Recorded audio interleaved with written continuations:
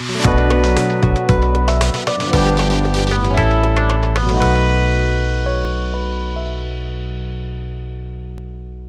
जी। Mutual fund के वर्तमान और संभावित निवेशक।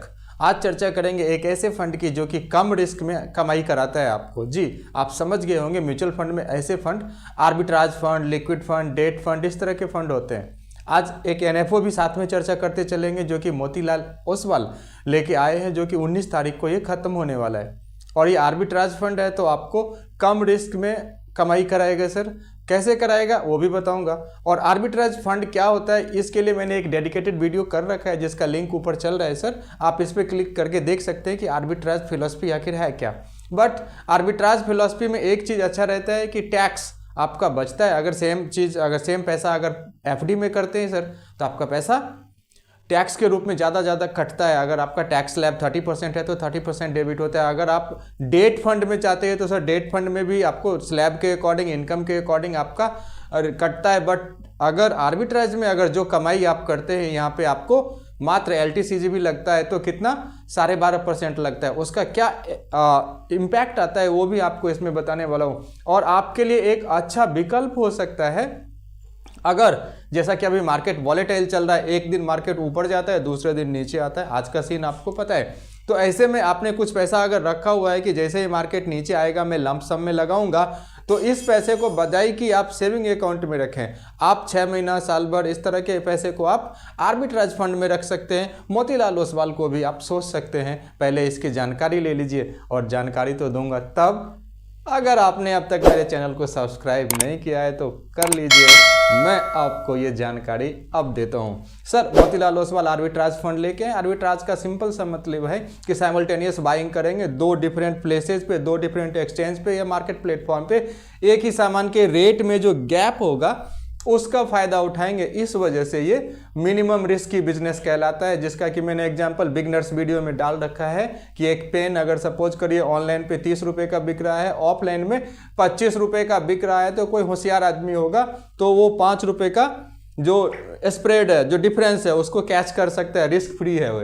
सिमिलर जब स्टॉक मार्केट में होता है तो वो आर्बिट्राज कहलाता है। करेक्ट। तो उसी पे मोतीलाल ओसवाल लेके आए हैं। और एक चीज़ आपके दिमाग में आ रहा होगा कि सर ये थ्योरेटिकली तो सुनने में बड़ा अच्छा लगता है कि 30 रुपए का पेन ऑनलाइन पे बिक रहा है, ऑफलाइन में 25 का बिक रहा है, तो मैं 5 रुपए कमा लूँगा। स्टॉक मार्केट में क्या ये वर्चुअल है, क्या ये काल्पनिक है, या फिर प्रैक्टिकली ऐसा होता है?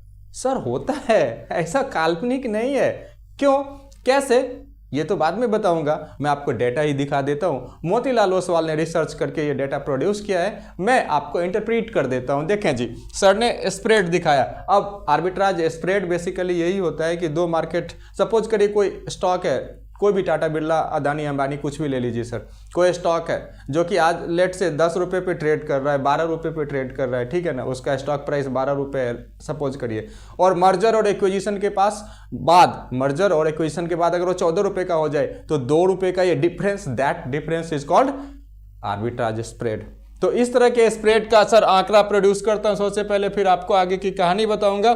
एवरेज आर्बिट्राज स्प्रेड नवंबर से दिसंबर 2023 के बीच में 7.74% का रहा है। वहीं दिसंबर 23 से जनवरी 2024 के बीच 10.55% का रहा है। वहीं मई जून 2024 में 8.82% का रहा है। और अक्टूबर नवंबर 2024 में 7.62% का ये स्प्रेड रहा है। अर्थात अगर आप पीछे 1 साल में देखें तो मैक्सिमम लोगों ने नो रिस्क पे, विदाउट टेकिंग एनी रिस्क, उन्होंने 10.55% का रिटर्न स्टॉक मार्केट से यही आर्बिट्राज स्प्रेड को कैप्चर करके कमाया है।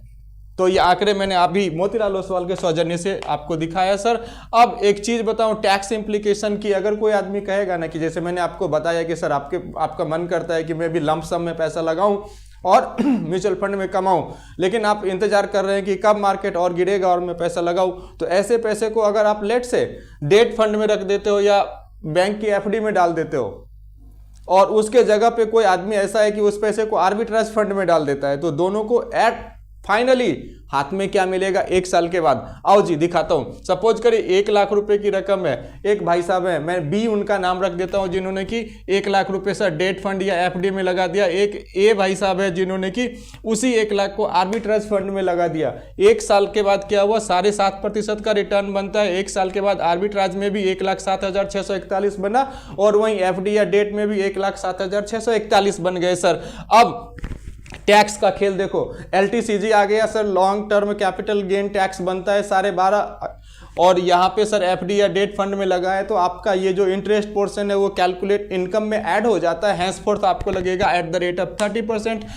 तो आपको आर्बिट्राइज में जहाँ मात्र 955 रुपये का टैक्स कटेगा, यहाँ 2292 रुपये का टैक्स कटेगा। हैंसफोर्थ फाइनल अमाउंट आर्बिट्राज वाले भाई साहब को मिलेगा 1,06,86 रुपये, और यहीं पे भाई साहब इनको 1,06,000, माफ कीजिएगा, इकाई दहाई सैकड़े हजार 10,000, ये गड़बड़ है जी, ये आप सही हो गया, इकाई दहाई सैकड़े हजार 10, 1,06,086 रुपये जहाँ पे मिलेंगे जिन्होंने आर्बिट्राज में लगा दिया था। वहीं पे जो व्यक्ति डेट फंड में लगाया उनको मिलेगा 1,05,348 रुपये। ये आर्बिट्राज का फायदा है कि जहाँ सेम रिटर्न था बट टैक्स के वजह से जहाँ पे आपको एफडी या फिर डेट फंड में ज़्यादा रकम टैक्स का कट गया, वहाँ पे आर्बिट्राज में कम टैक्स का कटा। रीजन बड़ा ही सिंपल है, क्योंकि यहाँ पे इक्विटी टैक्सेशन लगता है, क्योंकि यहाँ पे 65% इक्विटी रहता है।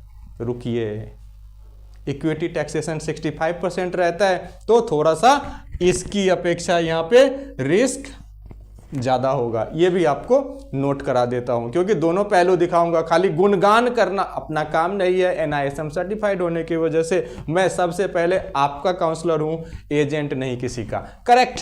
तो आपको ये भी दिखा दिया सर, टैक्स इम्प्लीकेशन दिखा दिया। आर्बिट्राज वाकई में काम करता है। ये मैंने आंकड़े 1 साल के दिखा दिए कि आर्बिट्राज में मैक्सिमम 10.5% लोगों ने यही simultaneous buying from to difference between 2 exchanges पे करके कमाया है सर। अब एक चीज़ और दिखा देता हूँ कि लोगों के माइंड में रहता है ठीक है ना सर, लिक्विड फंड में डाल दूंगा या फिर अल्ट्रा शॉर्ट फंड खरीद लूंगा सर।